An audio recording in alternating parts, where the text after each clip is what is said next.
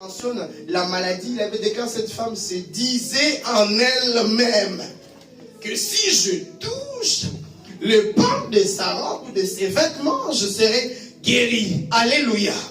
Donc il y a des moments où tu as besoin de parler à toi-même. Est-ce qu'on peut le refaire? Alléluia. Est-ce qu'on peut le refaire encore? Je porte en moi, dis avec moi, je porte en moi. Je porte en moi le maître du salut. Je porte en moi celui qui n'échoue jamais. Je porte en moi celui qui dit un mot et la chose s'accomplit. Et la chose s'accomplit. On peut le refaire encore. Je porte en moi le maître du salut. Je porte en moi celui qui n'échoue jamais. Je porte en moi celui qui dit un mot et la chose s'accomplit. Est-ce qu'on peut acclamer encore Jésus? Waouh! Il est merveilleux. Que cela ne quitte jamais tes pensées. Qu'importe ce que tu vis, qu'importe la situation dans laquelle tu traverses, tu ne dois jamais oublier une chose: la nature de celui qui habite en toi. Alléluia. Nous avons dit tout à l'heure, Allah lakate, anim makate. Amen. Il est différent des autres. C'est d'ailleurs ça qui fait la puissance des chrétiens. C'est que le nôtre, il est mort, mais il est ressuscité. Amen. Il est encore parmi les vivants. Amen. Voilà, je vous salue encore au nom de notre Seigneur Jésus-Christ. Nous osons croire que vous avez passé une excellente semaine par la grâce du Seigneur et que la grâce de Dieu vous êtes multipliée à chaque instant et que l'Éternel est en train de vous garder. Ce matin, j'aimerais que nous parlons d'un thème dont j'ai intitulé « Les enfants de l'impossible ». Dis avec moi « Les enfants de l'impossible ». Les enfants de l'impossible. Tu peux le dire encore, les enfants de l'impossible. Tu peux le dire à ton voisin, les enfants de l'impossible. C'est une forme de pédagogie. Lorsque nous vous demandons de répéter, c'est tout simplement parce que dans ton cerveau, cette séquence ne pourra se perdre parce que l'homme a tendance souvent à se rappeler à des choses dont il a vu. Et il est difficile pour l'humain de retenir vraiment ce qu'il a entendu. Voilà pourquoi c'est très important. Quand tu répètes, tu es en train de parler, ton cerveau retient et à un certain moment, tu pourras te souvenir qu'à un moment de culte, on nous avait demandé de répéter quelque chose. Et cela reviendra. Parce que généralement, quand on parle souvent, les gens ne retiennent que 20% de ce que nous disons. Voyez-vous, c'est là. Raison pour laquelle il est très important, voilà, que tu répètes cela. Au-delà de ça, ce sont des choses spirituelles dont nous sommes en train de faire. N'est-ce pas qu'il est écrit des choses spirituelles pour des âmes spirituelles? Amen. Je vais nous inviter à lire juste dans le livre de Luc, chapitre 1er. Luc, chapitre 1er. Alors la lecture sera un peu longue, mais en vaut la peine. J'aurais besoin de...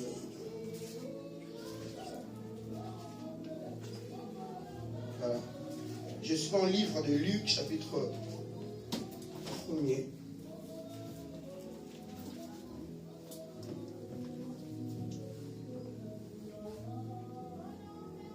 Voilà.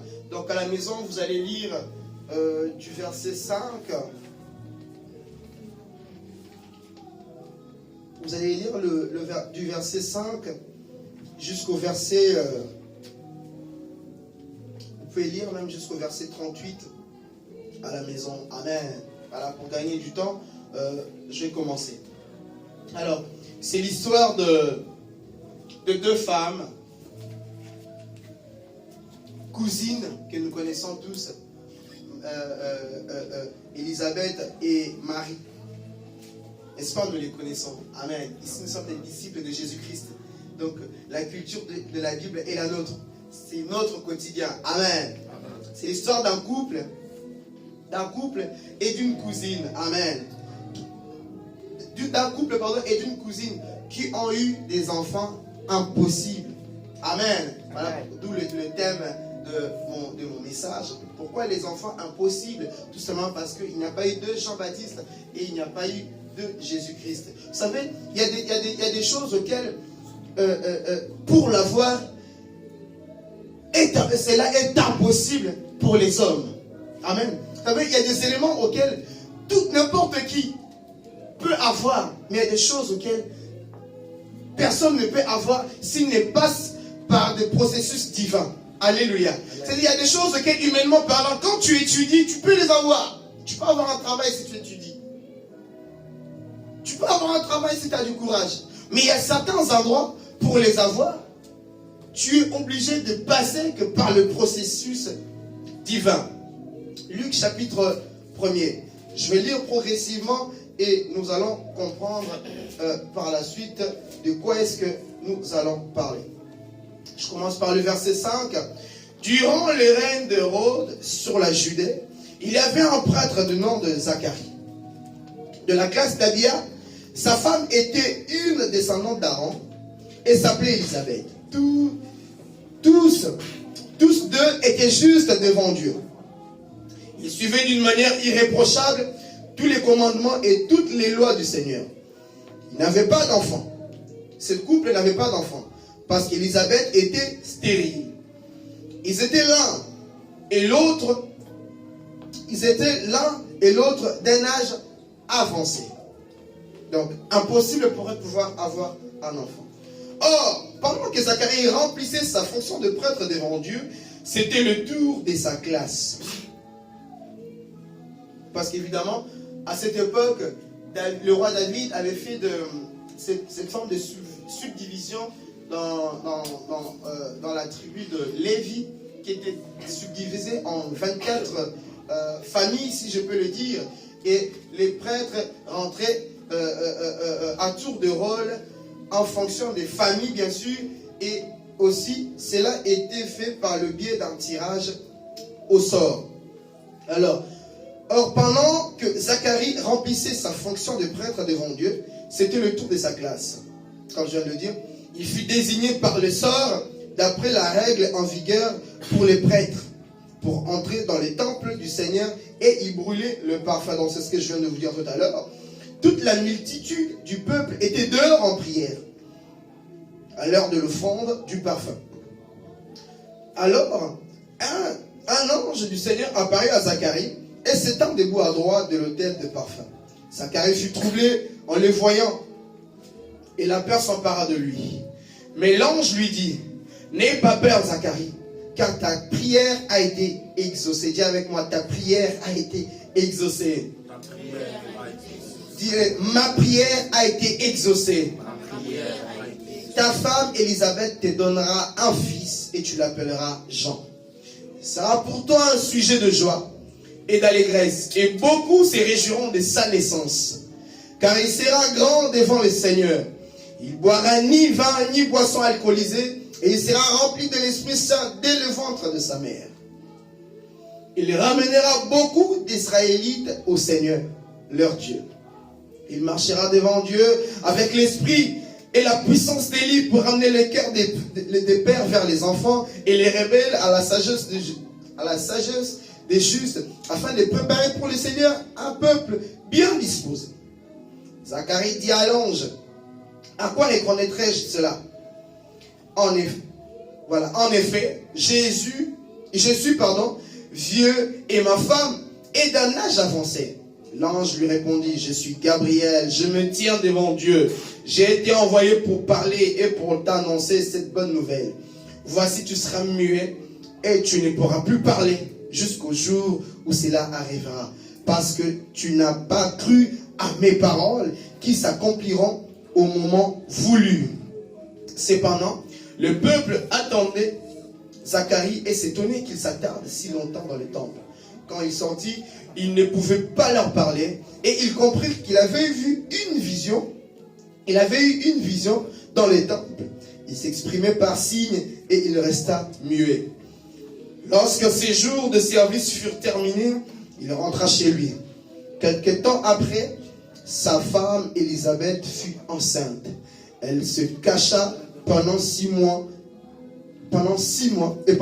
mois, disant, c'est l'œuvre que le Seigneur a faite quand il a porté le regard sur moi pour enlever ce qui faisait ma honte parmi les hommes. Donc, comme je disais tout à l'heure, je vais continuer la lecture. Alors, dans ce texte, dans ces textes, comme je disais au départ, parce que ces textes est à la fois est en train de mélanger l'histoire de deux familles, comme je vous l'ai dit tout à l'heure. Alors, ces deux familles ont eu ont eu plutôt la grâce de pouvoir obtenir ce que nous avons dit tout à l'heure, les enfants de l'impossible. Mais la divergence entre les deux familles, bien aimés dans le Seigneur, se trouve au niveau de la leçon que nous allons tirer par rapport à ces deux couples. Pourquoi? Parce qu'effectivement, ils ont eu Jésus qui est enfant impossible et Jean-Baptiste qui est bien sûr un enfant impossible, comme je viens de vous le dire tout à l'heure. Parce qu'il n'y avait qu'une seule personne qui pouvait préparer le chemin du Seigneur et non deux. Et il n'y avait qu'un seul sauveur, ou il y a toujours un seul sauveur qui est Jésus-Christ qui a dit Amen. Amen. Et en effet, la divergence se trouve sur la leçon dont nous allons voir et quelques vérités dont nous allons développer ensemble. Alors, vous devez savoir une chose. Regardons par rapport à ce couple. Alors, dans le parcours d'un enfant de Dieu, il peut lui arriver des travers, c'est-à-dire des péripéties, des intempéries de la vie, ou ce que nous appelons souvent des aléas. Voilà ce que l'on entend, ce qu'on s'entend plutôt le moins. Parce que lorsque nous lisons ces textes, nous comprenons qu'on n'est pas en train de parler à n'importe qui. On est en train de parler à un couple qui sert Dieu. Alléluia. On est en train de parler à un couple, évidemment, qui s'est donné à l'œuvre de Dieu. Mais cependant, ce couple se retrouve dans une difficulté, bien aimé dans le Seigneur, de pouvoir concevoir. Alléluia. Alléluia. Et aussi saint, aussi béni que nous soyons, il nous est pas impossible, tant bien que mal, de faire face à certaines réalités. Voyez? Et surtout si celles-ci sont liées à la vie, par exemple, sur la terre. Nous ne pourrons pas, ce n'est pas parce que nous avons accepté le Seigneur Jésus-Christ comme Seigneur Sauveur que nous serons absolument épargnés de certaines difficultés de la vie. Ça ne veut pas forcément dire que tu ne tomberas pas malade. Bien sûr, tu as un corps humain qui va fonctionner, il y aura des moments où tu pourras t'affaiblir. Alléluia. La seule différence, c'est que lorsque tu es un enfant de Dieu, tu n'es pas épargné des attaques, mais tu es épargné de certaines conséquences des attaques du diable. Pourquoi? Parce que plusieurs personnes, n'ayant pas Jésus en eux, ont une vie complètement ouverte. Ce qui fait que le diable peut venir, faire ce qu'il veut et laisser voir même des conséquences. Alléluia. Amen. Alléluia. Amen.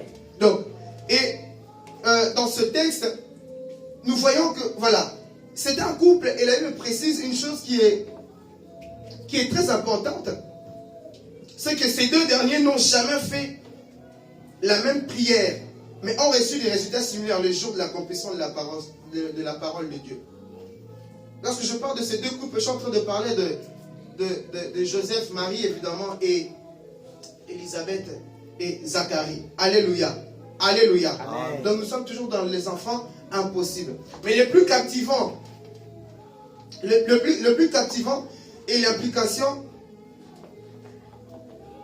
ainsi que l'attitude au regard de la parole de Dieu que chacun a pu avoir. Et ceci a fait l'objet d'une différence remarquable, à mon sens. C'est-à-dire, ces deux personnes ont pu un jour rencontrer l'ange de l'Éternel, ont pu recevoir la parole de Dieu, ont pu un jour vivre un moment bien aimé dans le Seigneur, le plus attendu, où Dieu parle. Parce que lorsque nous venons bien aimé dans le Seigneur, lorsque nous venons les dimanches, tu viens le mercredi, même lorsque tu fais ta prière dans ta maison, dans ta chambre, il y a un moment où tu as besoin que Dieu puisse parler, parce que c'est ça le moment propice. Alléluia. Pourquoi? Parce que c'est en ce moment-là que tu reçois la bénédiction qui est tout simplement une bonne parole. Alléluia. Amen. Alléluia. Amen. Lorsque nous venons à l'église, lorsque nous rentrons dans nos moments de prière, l'objectif est que Dieu puisse parler. Parce que nous savons que lorsqu'il dit un mot, la chose fait quoi? S'accomplit. Ces couples avaient des valeurs pures, voire religieuses. Ils étaient fidèles aux instructions que Dieu avait données à Moïse. Ils avaient une image dont aujourd'hui nous pouvons dire une image d'une vie chrétienne exemplaire. Ils étaient une famille dont nous pouvons envier savez, il y a des familles où des fois tu regardes, je te dis, ah, franchement, j'aurais dû naître dans cette famille. Pourquoi? Parce que la majorité d'entre eux croient en Jésus-Christ. Des fois, on se le dit, tu te dis, ah, regarde cette famille.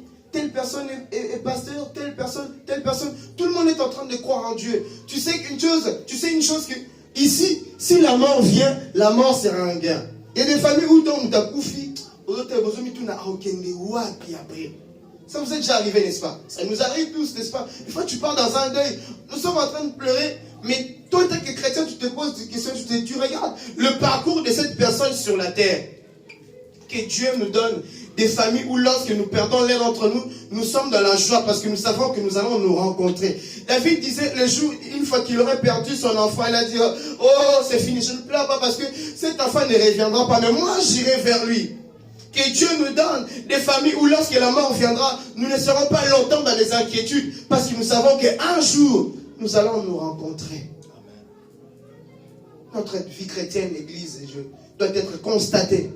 Non seulement par nous-mêmes, mais aussi par notre entourage. Parce que la Bible est en train de passer, la Bible est en train de parler d'un couple. C'est un témoignage qui est extérieur. C'est quelqu'un qui a constaté que ces personnes craignent Dieu. Ces personnes sont obéissantes aux instructions que Dieu a données à l'église.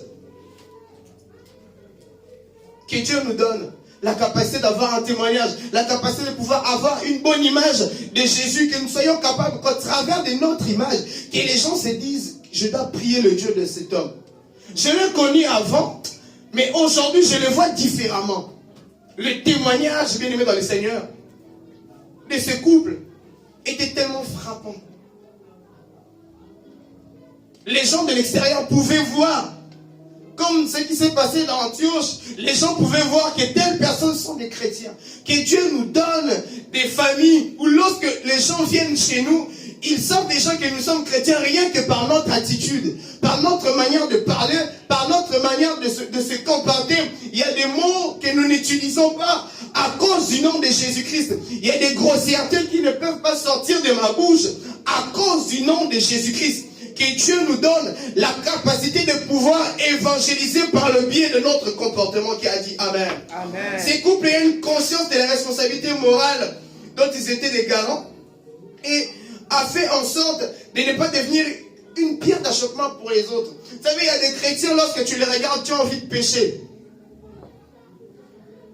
Et les chrétiens, lorsque tu les regardes, tu as envie de pécher. Vous savez, un chrétien qui ne respecte pas la parole de Dieu est plus dangereux qu'un païen. Pourquoi? Parce que toi, lorsque tu vois, toi en tant que chrétien, lorsque tu vois, si lui le fait, donc moi aussi je peux le faire. Et des gens qui ne prenaient pas... il y a des gens qui ne prenaient pas du vin à foison. Aujourd'hui, ils le font parce que maintenant, ils ont entendu certains chrétiens dire que non, mais biso to mela biso ça la langue logoté. Un jour, quelqu'un m'a dit, ayo mela te poani, pasteur kout kinga na mela ngo kout. Voyez, c'est des choses auxquelles une personne, par exemple, comme ça, est capable de pouvoir détourner les autres. Que Dieu nous donne cette responsabilité de se dire, à cause de Jésus, je ne le ferai pas. À cause de mon frère, je ne le ferai pas. Et des choses que toi, tu peux maîtriser aujourd'hui, mais que les autres ne maîtrisent pas. Et des choses qui ne te font pas tomber aujourd'hui, que l'autre qui peut faire tomber l'autre.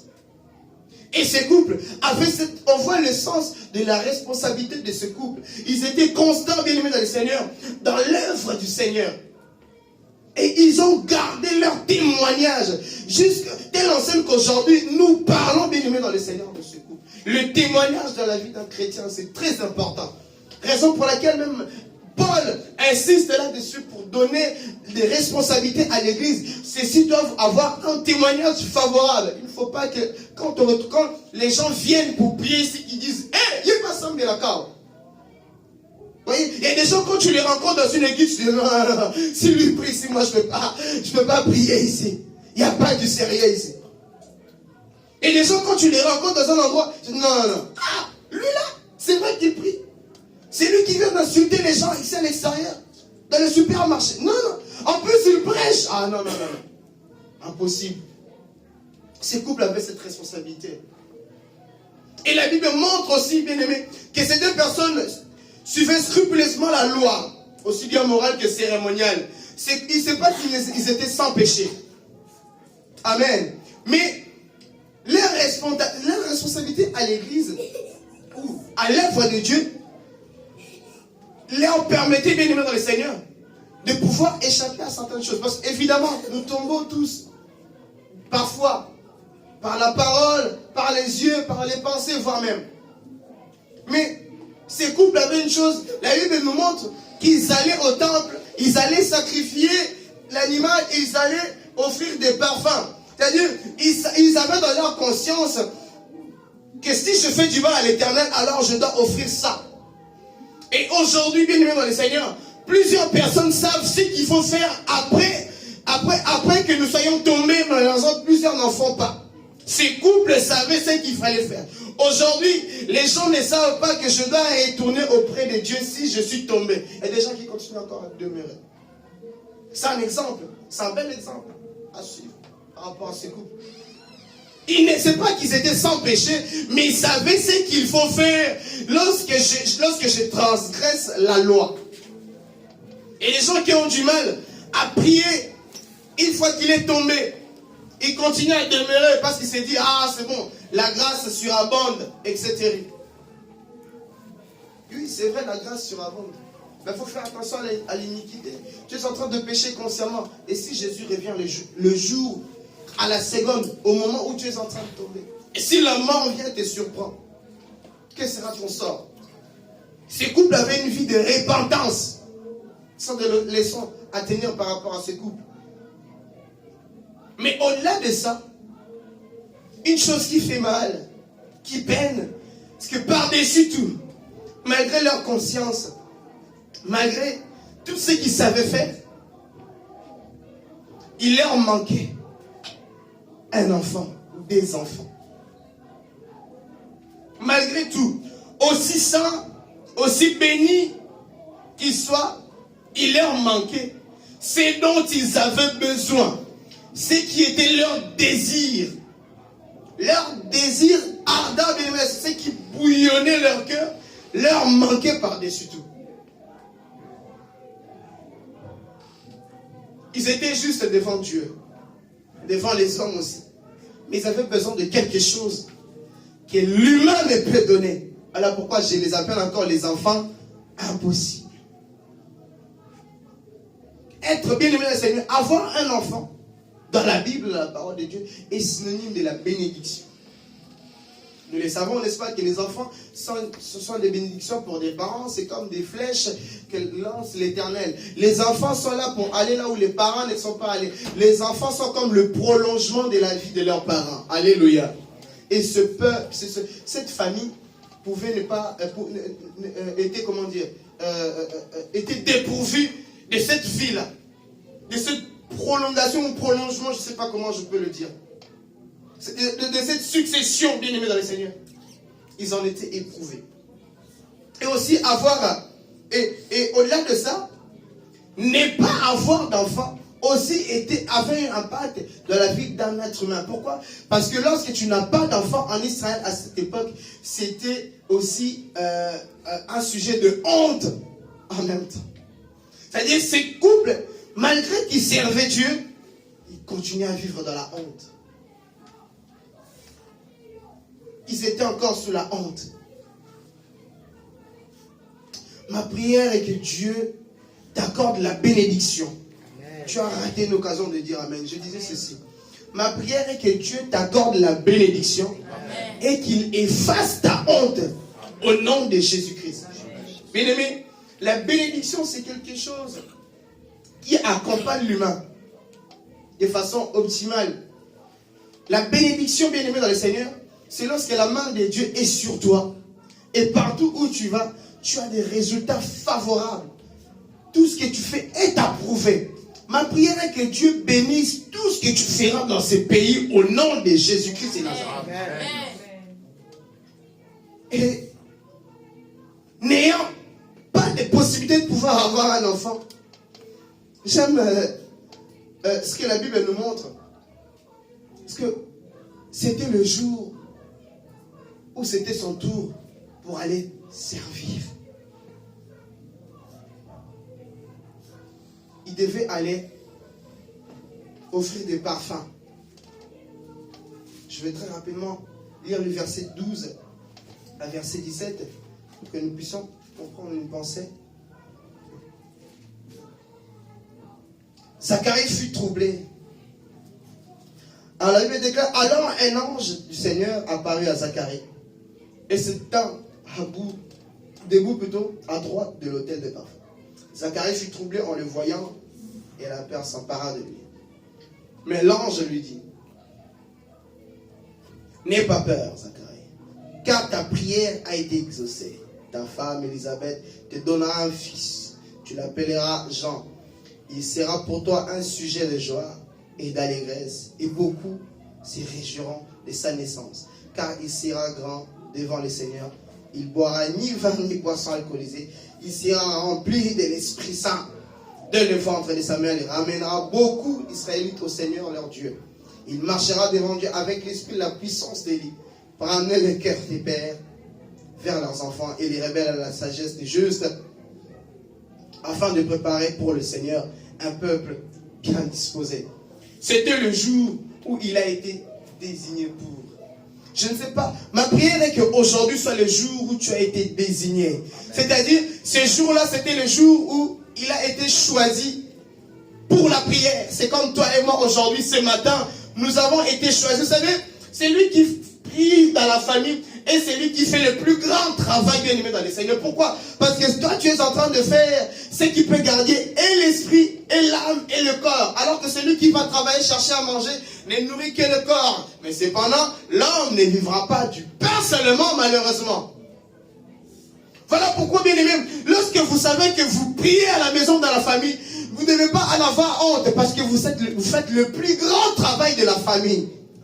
Parce que par ta prière, des gens sont en train d'avoir du travail. Il y a des travails qui sont sécurisés par tes prières. Mais il n'y a aucun travail qui sécurise la prière. Qui a dit Amen? Amen. Qui a dit Amen? Il n'y a aucun travail qui pourra sécuriser ta prière. Mais ta prière pourra te sécuriser. Et ta vie de prière, et ton travail. Ce jour-là, il va être désigné, bien aimé dans le Seigneur, à offrir les parfums. Or, les parfums, bien aimés du Seigneur, la parole dit, n'est-ce pas, que la prière des saints est un parfum de bonne odeur. C'est-à-dire, c'est quelque chose dont l'Éternel approuve, admet, accueille. Ma prière est que Dieu puisse admettre, que Dieu accueille ta prière aujourd'hui. Puisque tu as été désigné à la prière, ma prière est que l'Éternel, à cause de cela, puisse se manifester, bien aimé, selon dans ta vie. Une chose extraordinaire, ces jours-là, c'est lui qui va être choisi. Des fois, quand on te dit, mon frère, fais la prière, ne te dis pas, ah, mais pourquoi on me choisit? Mais non, je suis fatigué. Mais non, pourquoi on me demande? Même dans la famille, on te demande, prie. Tu ne sais pas pourquoi. Zacharie, ces jours-là, on lui dit, c'est à toi de rentrer. Peut-être qu'il était encore fatigué, mais puisque c'était son tour. Bien-aimé, tu ne sais pas le jour où Dieu te visitera. On te dit, viens à l'église aujourd'hui. Tu ne sais pas pourquoi est-ce que tu dois y aller. Tu peux continuer à venir ici habituellement, mais il y a des jours qui sont spéciaux. Dis avec moi, il y a des jours qui sont spéciaux. Il y a des choses qui sont spéciales comme ce jour. Tu as l'habitude de venir à l'église, mais il y a un jour où tu reçois la visitation de l'ange de l'Éternel qui est Jésus-Christ. Bien aimé, tous les jours ne se ressemblent pas. Tous les jours ne se ressemblent pas. Écoute, ta bénédiction est totalement différente. Lorsque nous regardons ce que ce couple était censé recevoir, nous comprenons tout de suite que l'enfant qu'ils avaient n'avait rien de commun aux enfants qui existaient déjà. Écoute, la bénédiction que Dieu prépare pour toi, c'est quelque chose que tu n'as jamais vu, que tu n'as jamais entendu, c'est qui n'est jamais monté, encore moins dans ton cœur. Je pense qu'un jour il se disait, nous pouvons peut-être avoir un enfant, mais bien aimé dans le Seigneur, l'enfant qui leur a été gardé n'avait rien à voir de ce qu'ils attendaient. Ma prière est que Dieu puisse te donner plus que ce dont tu t'attends. Tu as raté l'occasion de dire Amen. Je disais ceci, ma prière est que Dieu agit au-delà de ta demande. Ma prière est que Dieu te donne plus que ce dont tu désires aujourd'hui. Ainsi soit-il. Oh, je pense que bien aimé dans le Seigneur, notre Dieu est un Dieu d'amour. Il sait comment rattraper les choses. Ces couples qui pendant très longtemps vivaient dans la honte, Dieu va leur donner. Mais ce qui n'est pas comme les autres. Frère, ma soeur, Dieu a toujours des projets pour toi et moi. Il ne faut jamais se dire que Dieu t'a abandonné, que Dieu t'a peut-être oublié. Cet homme bien-aimé dans le Seigneur va être visité. Mais ce qui fait mal, c'est que lors de la visitation,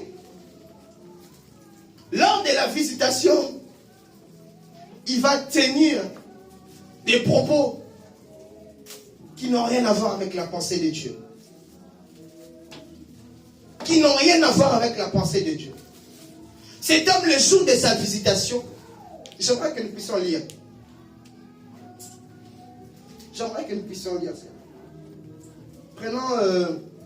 Commençons même le verset 11. Alors un ange du Seigneur apparut à Zacharie et s'étint debout à droite de l'autel des parfums. Zacharie fut troublé en le voyant et la peur s'empara de lui. Mais l'ange lui dit, n'aie pas peur, Zacharie, car ta prière a été exaucée. Ta femme Élisabeth te donnera un fils.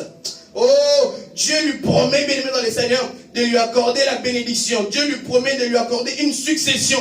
Les choses dont il était impossible pour lui qu'il ne pouvait pas avoir. Les choses dont les hommes lui avaient dit impossible pour toi de pouvoir obtenir.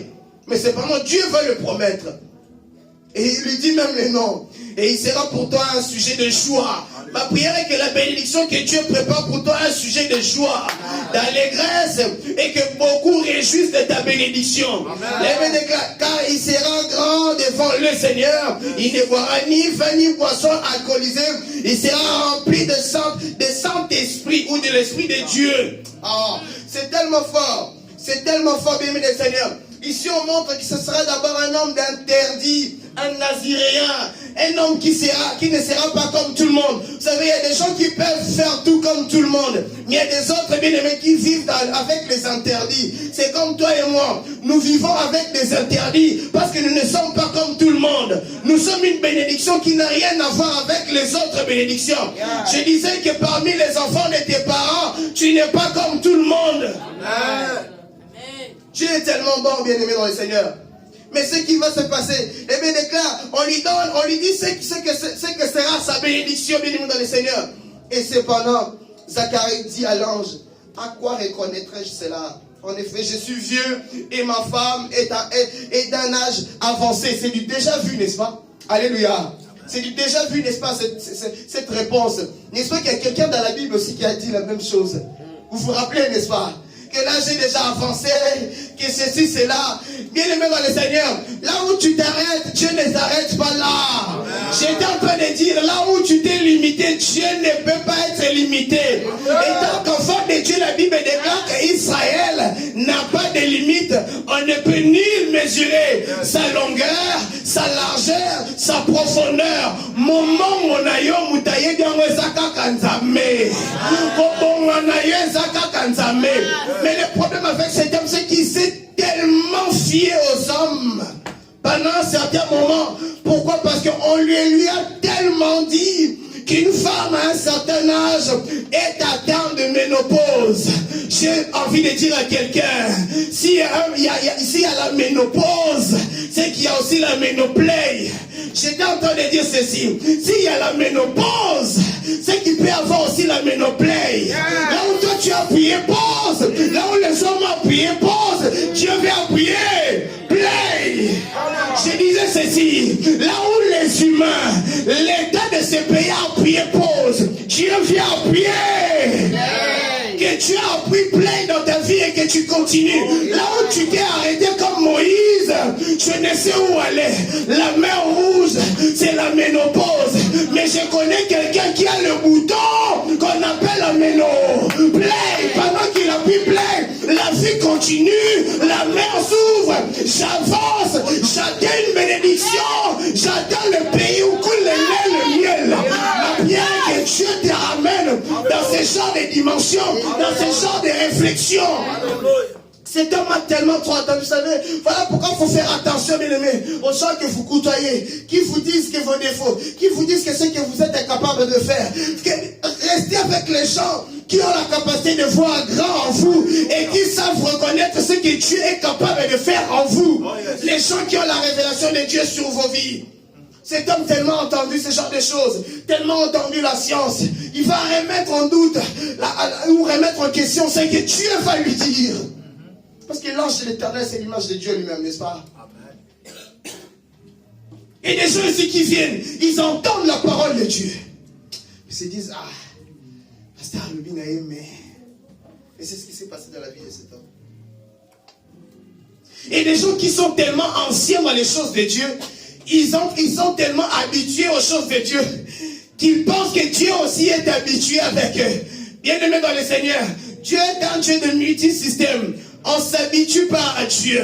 Les révélations ne sont pas encore finies. Personne n'a toutes les révélations de la Bible. Il y a encore des choses qui n'ont pas encore été dites, celles qui n'ont pas encore été faites. Ce n'est pas enfin que la Bible nous dit, ces choses ne sont jamais montées dans le cœur de l'homme. Ma prière est que Dieu puisse te révéler cela. Peut-être que tu as l'habitude de venir à l'église comme tout le monde, comme, j'allais dire même, comme d'habitude.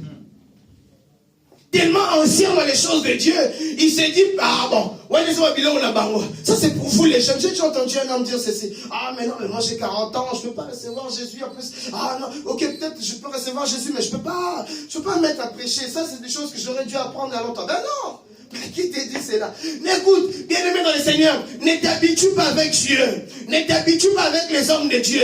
L'homme de Dieu qui est juste à tes côtés, bien-aimé dans le Seigneur. Peut-être qu'il mange avec toi, il boit avec toi, il rigole avec toi. Mais il ne faut pas que tu oublies. En lui, il y a toujours quelque chose qui peut te faire vivre les surnaturels. Ne t'habitue pas avec Dieu. Ne viens pas ici parce que c'est un moziki ou je ne sais pas quoi. Ne viens pas ici en te disant, bon, nous avons l'habitude de venir ici les dimanches, on s'assoit, on se lève, on prie, on chante un peu, on retourne. Lorsque tu viens ici, dis-toi une chose, il peut y avoir des jours comme celui-ci où l'Éternel me visite. On ne vient pas ici pour remplir une tâche quelconque, on vient dans la présence de Dieu. Est-ce qu'on va remettre en question ce que Dieu va lui dire?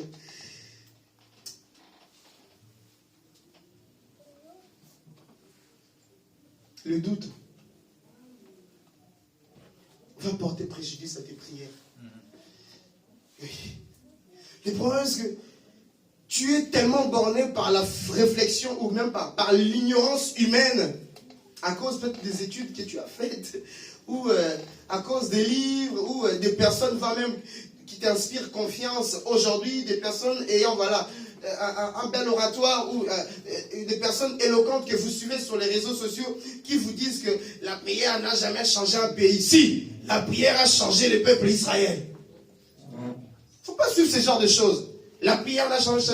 Mais non, la Bible nous dit, qu'est-ce que Jacques nous dit? Vous priez, vous ne recevez pas parce que vous demandez mal. Peut-être que si la prière s'est faite de manière correcte, nous allons obtenir des résultats.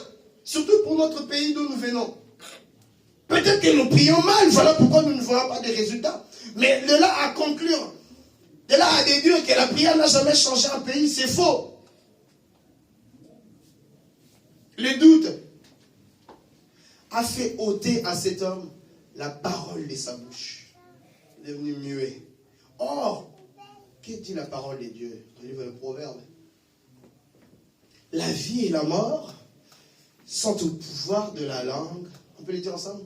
C'est lui qui l'aime, il en mange les fruits.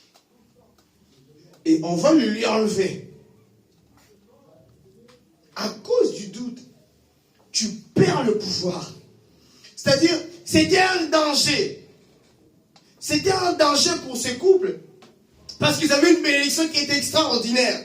Et une bénédiction peut demander à tous les hommes qui ont des enfants. Les hommes ont tendance à bénir même leurs enfants quand ils sont encore dans le ventre de leur mère. Cet homme est ôté de la parole. Or, la parole est une puissance. Ce que nous disons, c'est ce qui s'accomplit. À cause du doute, il va perdre son autorité. À cause du doute. Il est privé de bénéficier même de ce moment où pendant que sa femme est enceinte, pouvoir communiquer avec l'enfant. Et le péché de cet homme, c'était le doute. Sa mentalité. Voilà pourquoi il me déclare, soyez renouvelés par le renouvellement de l'intelligence. Ne réfléchissez pas comme les sages de ce monde. Parce que la Bible déclare que la sagesse de Dieu est une folie pour le monde. Et la sagesse des hommes est aussi une folie pour Dieu. Ça n'a rien à voir. Ils sont diamétralement opposés. Tu ne peux pas. C'est soit tu réfléchis comme Dieu, soit tu réfléchis comme les hommes. On ne peut pas mélanger cette sagesse. Tu ne peux pas te dire que la philosophie me dit ceci, la physique me dit ceci, que normalement un élément solide ne peut pas se tenir sur un élément liquide. C'est pas non, la sagesse te dit ceci. Il m'a dit marche, alors je marche sur les eaux. Qui a dit amen? Amen. C'est ça la sagesse de Dieu, capable de marcher sur les eaux. La science humaine peut dire que voilà, une femme à un certain âge, elle ne peut plus concevoir. Mais qu'est-ce que dit la sagesse de Dieu? Ce qui est impossible aux hommes est possible à Dieu. Le doute. Église de Dieu, lorsque nous venons pour écouter la parole, s'il vous plaît, je vous en supplie, recevons cette parole. C'est quoi la foi? La foi, on peut définir ça, non, c'est une ferme assurance des choses que nous ne connaissons pas, que nous ne voyons pas, la démonstration de ce que nous ne voyons pas, n'est-ce pas? Nous connaissons tous sa définition, n'est-ce pas? La foi, c'est adhérer à une pensée. C'est-à-dire, ce qu'il dit, moi j'adhère à cette pensée et je la vis. C'est là où a commencé l'échec de cet homme. Mais avançons.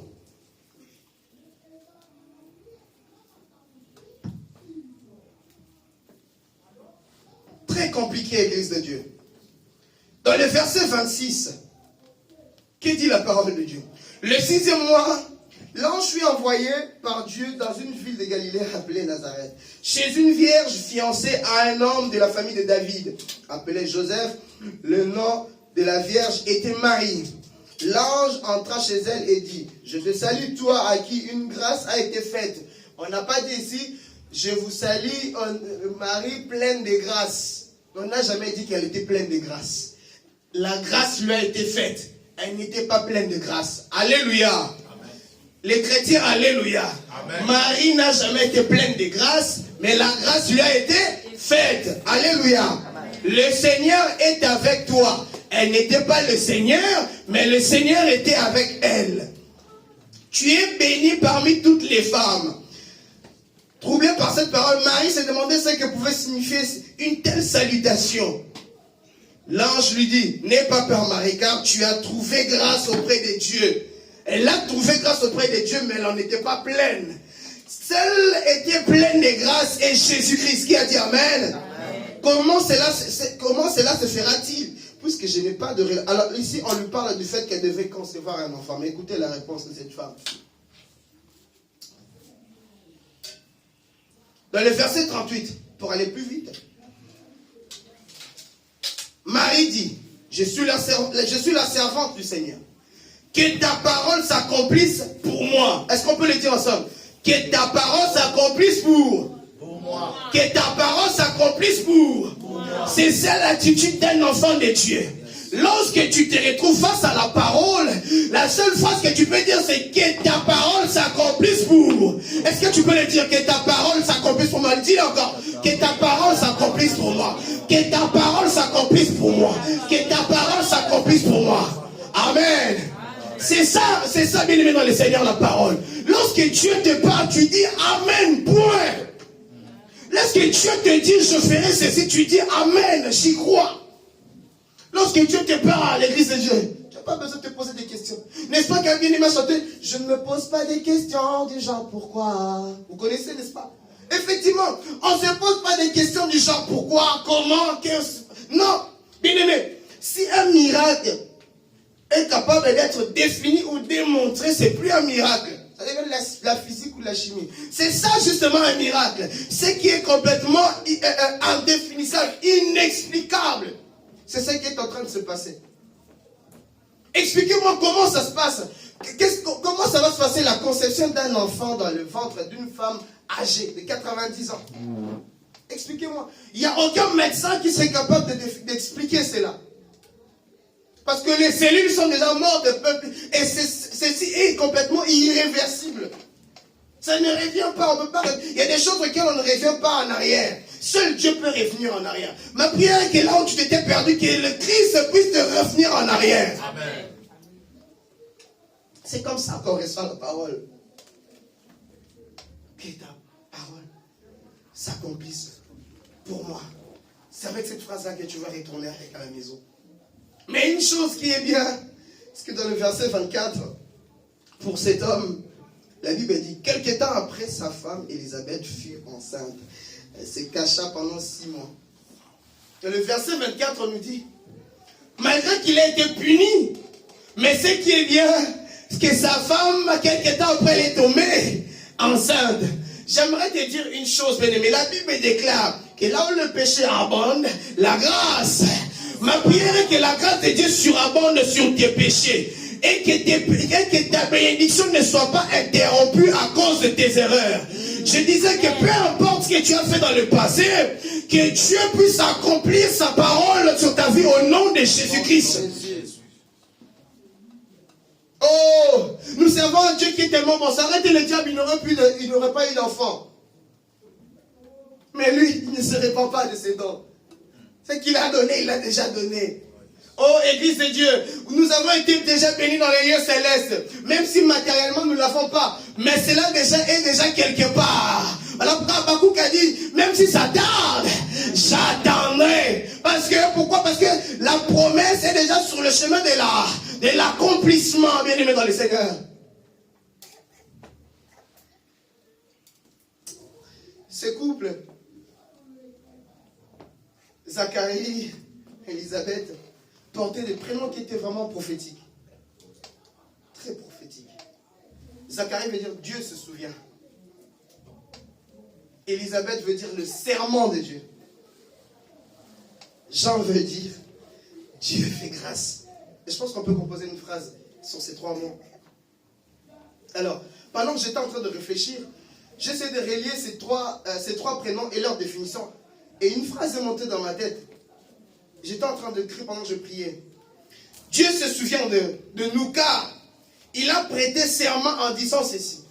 Je suis venu pour annoncer une année de grâce ou une saison de paix. Ces couples, bien aimés, le Seigneur, étaient tellement prophétiques. Ils avaient le souvenir de Dieu. Ils avaient le serment de Dieu. C'est-à-dire, Dieu avait juré, déjà dans leur vie, qu'il leur accordera la grâce. Jean était déjà là. Bien aimé,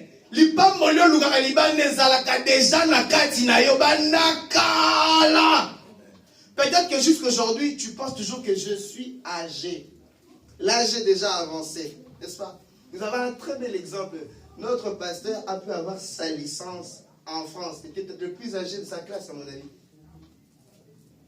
Bel exemple, n'est-ce pas? Amen. Bel exemple, n'est-ce pas? Alléluia. C'est la même chose. Qui t'a dit que tu devais t'arrêter là? Ton problème, tu pries beaucoup, mais le renouvellement de l'intelligence n'y est pas beaucoup. Tu t'es mis des barrières. Bon, à tel âge, je ne peux plus construire. Mais regardez même l'exemple dans le monde. On ne va pas citer leur prénom quand même à l'église. Regardez l'exemple dans le monde des gens qui deviennent millionnaires à l'âge de 66 ans, 80 ans. Et pourquoi toi? À plus forte raison, toi étant qu'un enfant de Dieu. Que Dieu se souvienne du serment qu'il a fait sur ta vie, de t'accorder sa grâce. Je disais que Dieu se souvienne du serment qu'il a fait sur ta vie, de t'accorder sa grâce. Amen. Bien aimé, la Bible précise qu'ils étaient justes. La parole de Dieu nous dit, le malheur arrive souvent.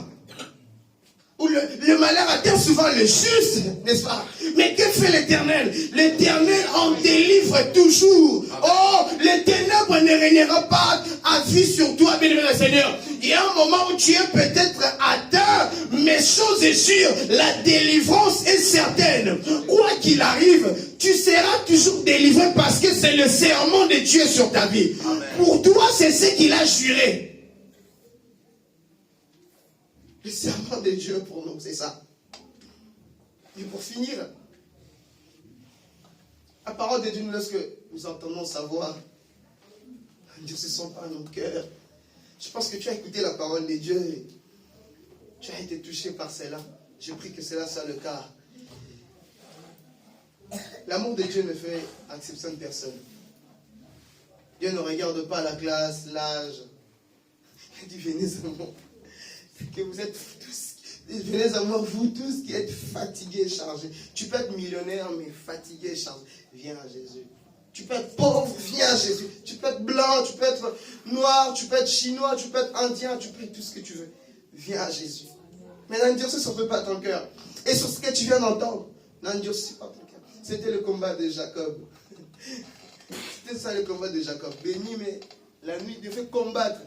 Il devait combattre avec Dieu. C'est-à-dire, il devait combattre entre la pensée de Dieu et lui. Ce que Dieu dit, mais ce que les hommes disent et ce que la chair me dit. Des fois, tu es malade, mais on te dit, tu es béni. Mais c'est ça le plus grand combat. Je suis guéri, je suis guéri, je suis guéri, point. Amen. Alléluia. Amen. La vie chrétienne, elle est comme ça. Tu ne seras pas exemple de tout ce qui est détresse. Il y aura des moments où tu seras dans la détresse, mais tu sais ce qu'il faut faire. Dans leur détresse, ils crièrent à l'Éternel, et l'Éternel envoya sa parole, et sa parole fut guérie. Donc ce qui est sûr, lorsque tu te retrouveras dans cette situation, crie à l'Éternel. La parole de Dieu qui est Jésus-Christ viendra à ton aide. Bien-aimé, le ciel ne répondra pas aussi longtemps que... le ciel ne répondra pas aussi longtemps que la terre n'a pas manifesté la demande. Tu sais ce qu'il faut faire étant qu'un enfant de Dieu aujourd'hui.